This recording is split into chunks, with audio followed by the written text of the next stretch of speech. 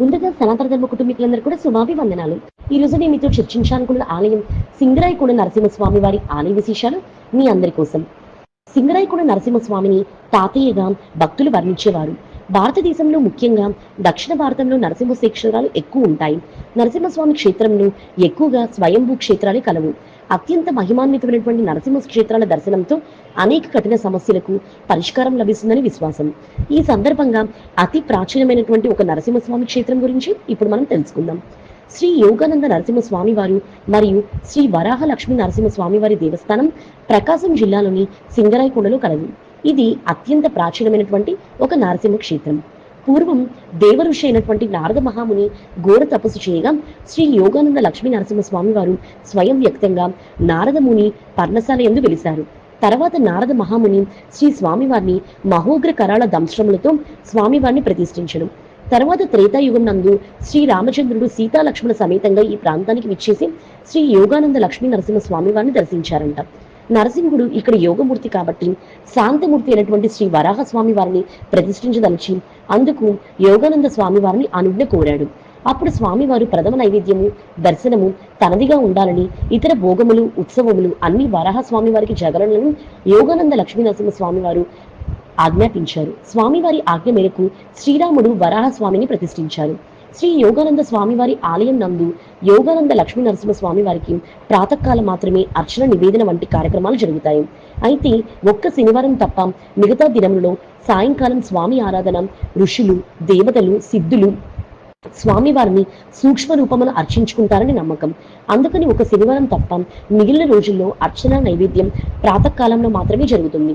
సాయంత్రం ఋషులు, సిద్ధులు, దేవతలచే స్వామి పూజలు అందుకుంటూ ఉంటాడు. పూర్వం ఈ ప్రాంతం అంతా కూడా దట్టమైన అటవీ ప్రాంతం. ఈ అరణ్యానికి సమీపంలో ఉన్నటువంటి ఒక గ్రామం నుంచి ఒక అర్చకుడు వచ్చి స్వామివారికి అర్చన నివేదన కార్యక్రమాలు నిర్వహించి తిరిగి వెళ్ళిపోయేవాడు. ఒకనాడు తన 5 ఏళ్ల కుమారుడు తనతో పాటు తీసుకొచ్చి స్వామివారికి అర్చన చేస్తున్న సమయంలో ఆ పిల్లవాడు బయట ఆడుకుని అలసిపోయి శ్రీ యోగానంద స్వామివారి ఆలయంలోని గుహలలో నిద్రపోయాను. ఇది గమనించిన అర్చకుని కుమారుడు బయటే ఆడుకుంటాడని అనుకుని ఆలయం తలుపులు మూసేసి ఆ ప్రాంతమంతా కూడా బాలుని కొరకు వెతికారు. ఎంత వెతికినా కూడా బాలుడి జాడ తెలియలేదు.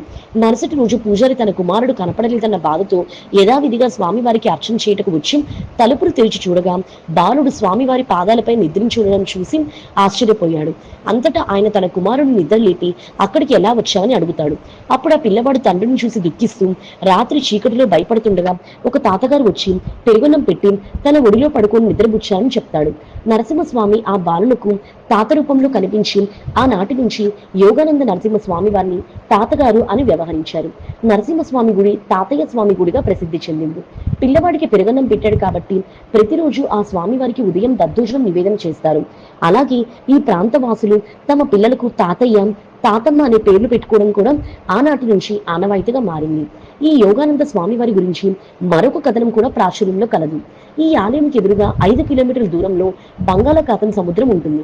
ఆంగ్లేయులు మన దేశాన్ని పరిపాలించినప్పుడు బ్రిటిష్ వారు స్టీమర్లపై వర్తకం కోసం ప్రయాణించుండగా స్వామివారి దృష్టి స్టీమర్లపై పడిన వెంటనే కాలిపోయేవి. బ్రిటిష్ వారు ఇందుకు కారణం కనుక్కొని వెతుక్కుంటూ వచ్చి స్వామివారి దృష్టి వలన ఇలా జరుగుతుందని గ్రహించి స్వామివారి దృష్టి సముద్రం స్టీమర్లపై పడకుండా ఆలయ ద్వారాన్ని పక్కకు జరిపించారు. ఆనాటి నుంచి ఆ సమస్య తొలగిపోయింది. అప్పటి నుంచి బ్రిటిష్ వారు పాలిస్తున్నంత వరకు రోజుకు ₹1 స్వామివారికి రుసుము చెల్లించేవాంటారు.